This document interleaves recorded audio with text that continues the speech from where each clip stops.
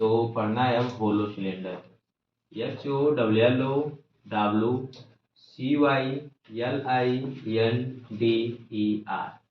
इसको बोलते हैं खोखला बेलन। खोखला बेलन होता कैसे है, सबसे पहले इस चीज को बताते हैं क्या होता है खोखला बेलन, कैसे बनता है। इसकी आकृति को देखिए तो सबसे पहले हम क्या करेंगे, एक बेलन बनाएंगे।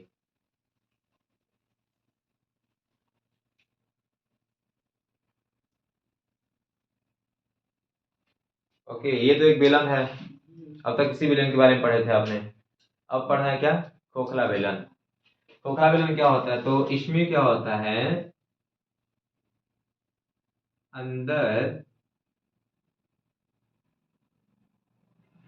इसी बेलन के शेप में स्पेस रहता है।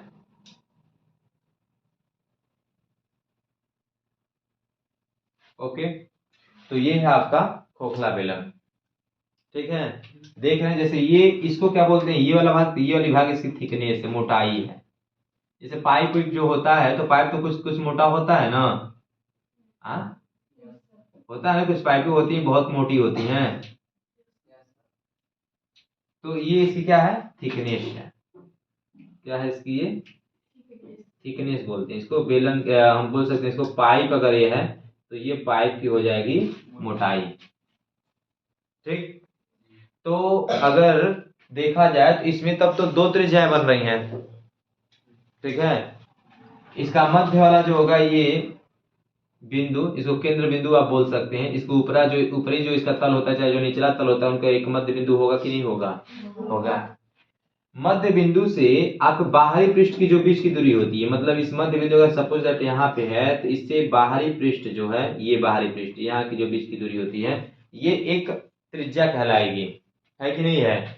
ये इसका जो तल होगा एक वृत्त के आकार बनेगा कि नहीं बनेगा, बनेगा। और ये उसका एक केंद्र बिंदु होगा कि नहीं होगा।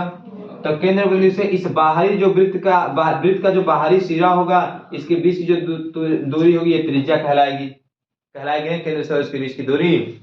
और ये त्रिज्या जो है आपका, जो आपका पाइप है, इस पाइप की त्रिज्या है, वो किसकी त्रिज्या है, पाइप की त्रिज्या। पाइप बेलन के आकार का है, लेकिन पाइप कुछ मोटा होने के नाते उसके अंदर एक और बेलन बन रहा है, देख रहे हैं ना, एक और बेलन बन रहा है जो इस साइड, ये पतला बेलन है, दिख रहा है पतला बेलन है कि नहीं है। तो जो इसका जो त्रिज्या होगा, मतलब इस यहाँ तक की जो दूरी होगी इसकी, ये भी तो एक त्रिज्या ही काम कर रही है ना, ये भी तो अंदर, क्योंकि एक और बेलन बन रहा है कि नहीं बन रहा है। ठीक है, तो हमेशा करना क्या है, जो आपको ये जो बाहरी पृष्ठ तक का जो त्रिज्या है, इसको कैपिटल आर से इंडिकेट करना है, किससे, कैपिटल आर से। ठीक है, और जो आंतरिक वाला जो भाग वाला जो बेलन है, उसकी त्रिज्या को इंडिकेट करना है किससे, स्मॉल आर से।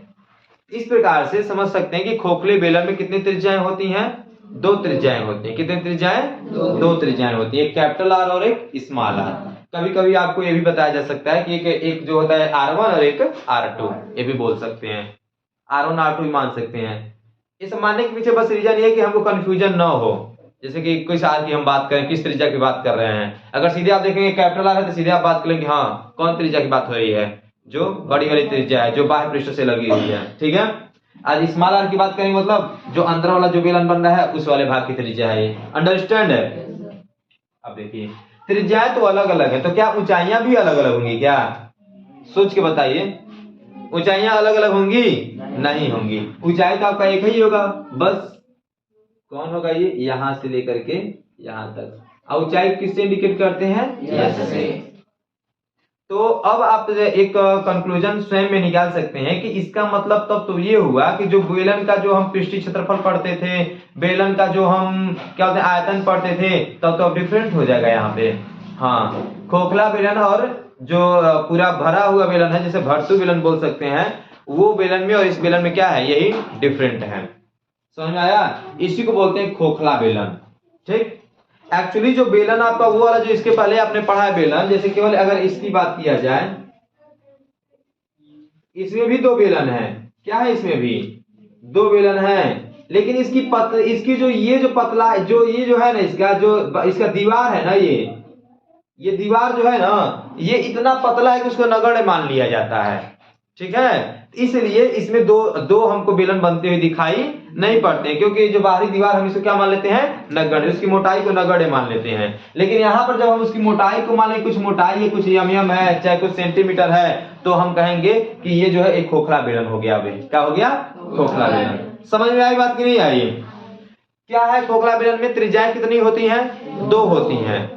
एक ऐसे बोल सकते हैं, एक बाह्य त्रिज्या बोल सकते हैं, एक बाह्य त्रिज्या जिसे कैपिटल आर से इंडिकेट करते हैं, और एक आंतरिक त्रिज्या जिसे स्मॉल आर से इंडिकेट करते हैं। ठीक है, और दोनों की ऊंचाइयां क्या होती हैं, समान होती हैं। अंडरस्टैंड? अब इसका आयतन को पढ़ लेते हैं। खोखले बेलन का आयतन, वॉल्यूम क्या होता है।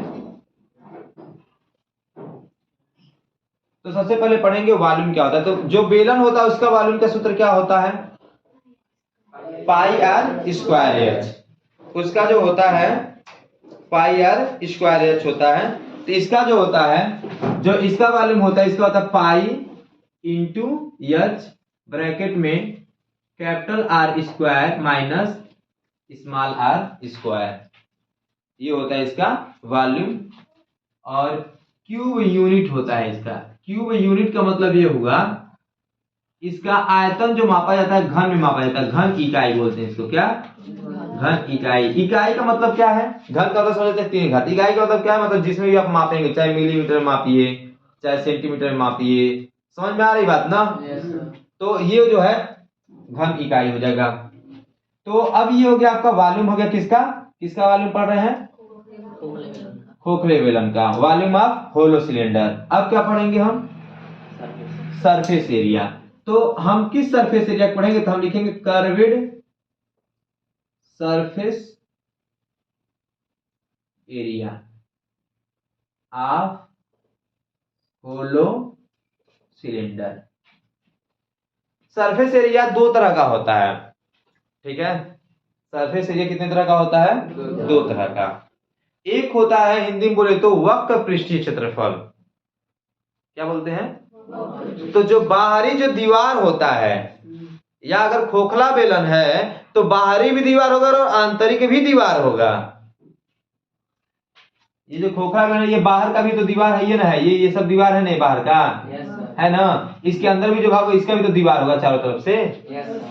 तो ये वाला जो भाग है, जो कर्व वाला भाग है, तो इसी को बोलते हैं हम वक्र पृष्ठीय क्षेत्रफल। जो ये वाला भाग है, जो चारों तरफ से बाहर से है, चारों तरफ से अंदर से है, इसे बोलते हैं हम वक्र पृष्ठीय क्षेत्रफल, कर्वेड सरफेस। क्या बोलते हैं इसको, कर्वेड सरफेस एरिया। इन जब दोनों को निकालेंगे क्षेत्रफल को तो ठीक है। और इसके एरिया के लिए फार्मूला जो होता है वो होता है,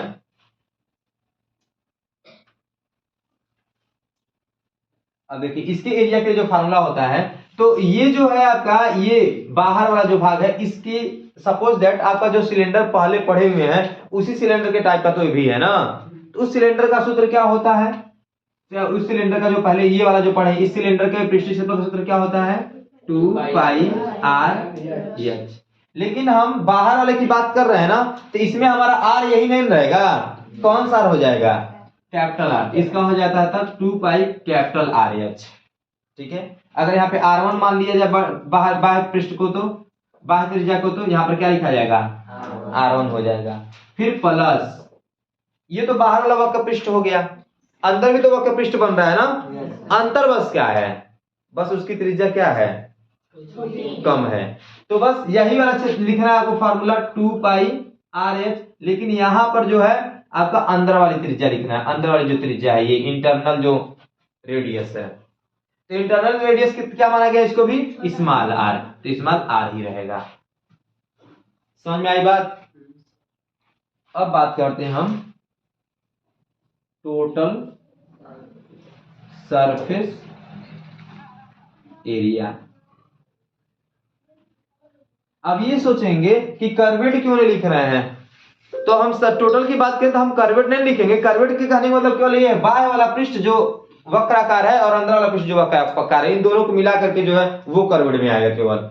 अब जब हम टोटल की बात करेंगे तो अब नीचे वाला जो देख रहे हैं ना, ये जो इसकी मोटाई है, इसका भी तो कोई ना कोई होगा ना एरिया ये।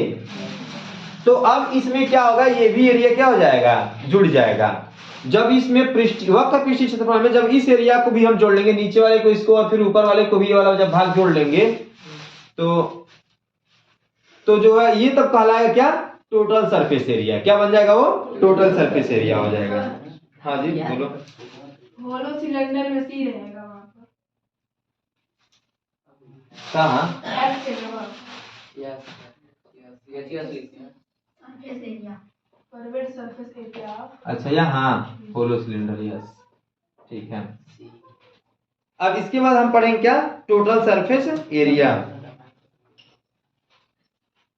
तो टोटल सरफेस एरिया निकालना हमको, तो उसके पहले हम करते क्या है ना, इसका बेस एरिया पढ़ लेते हैं। ये बेस एरिया क्या होता है, क्या बेस एरिया, ये एरिया कैसे निकालेंगे केवल, ठीक है। तो बेस एरिया को अगर पढ़ लेते हैं फिर टोटल सरफेस एरिया को निकालेंगे तो और अभी अच्छे समझ में आ जाएगा। तो पहले बेस एरिया पढ़ लेते हैं, क्या होता है base area of hollow cylinder, ठीक है। बेस एरिया में हम जब बात करेंगे तो क्या ये वाला भाग आएगा क्या, जो खाली दिख रहा है आपको व्हाइट वाला, नहीं आएगा ना, केवल जो थिकनेस है उसी का ना एरिया आएगा। तो जो बेस वाले एरिया का जो होता है सर, एरिया जो होता है वो होता है pi r capital are square minus r square. अब इसको भी थोड़ा समझ लीजिए। आप वैसे अगर बात करते जब ये वाला था तो इसका एरिया क्या होता था, पाई आर स्क्वायर। क्या था, इसमें हमें एक ही त्रिज्या होती है, जैसे जब ऐसे रहता था इसमें एक ही त्रिज्या ऐसे होती थी, पाई आर स्क्वायर क्या कर देते थे, लिख देते थे। अब यहाँ क्या है, यहाँ तो हमारा इस पूरी आर में से इस आर को क्या करना है, ये वाला आर वाला हिस्सा तो नहीं है, पूरा चारों तरफ से खाली है ना, ये वाला खाली यही वाला बच रहा है। इसीलिए क्या किया गया, पाई तो वही पाई है, लेकिन आर इसका इसके जगह क्या किया गया है, इस बड़े आर वाले से जो खाली वाला भाग है जिसकी बात हम नहीं कर रहे हैं, जो खाली रहेगा इसको हटा रहे हैं, इसलिए कैपिटल आर पूरा आर में से हाई वाला आर क्या कर दिए हम, घटा दिए हैं। इस प्रकार से जो हमको फार्मूला मिला ये हो गया आपको, जो खोखला बेलन होता है उसके आधार का क्षेत्रफल हो गया बेस एरिया।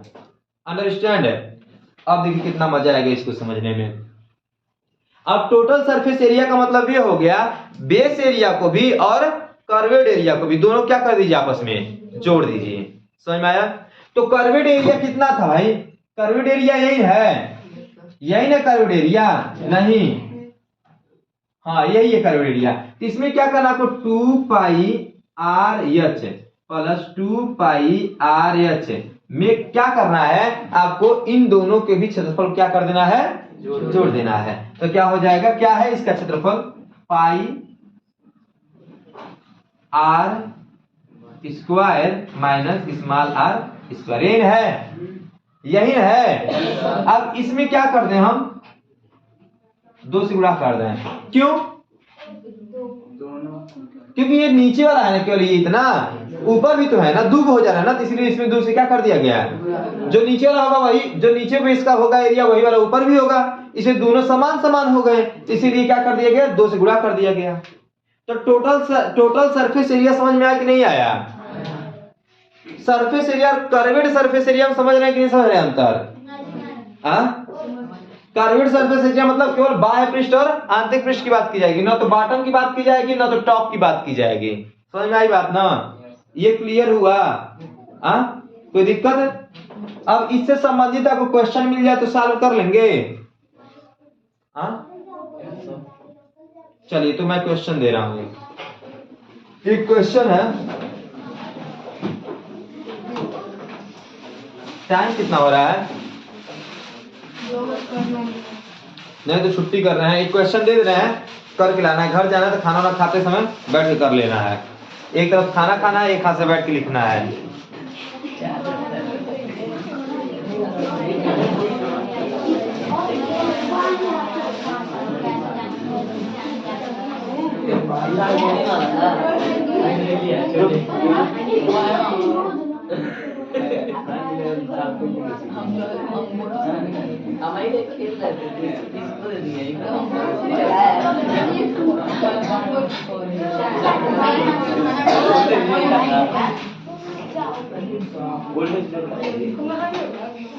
चलिए ये जो है इसका जो है आपको निकाल के लाना है क्या क्या, वॉल्यूम,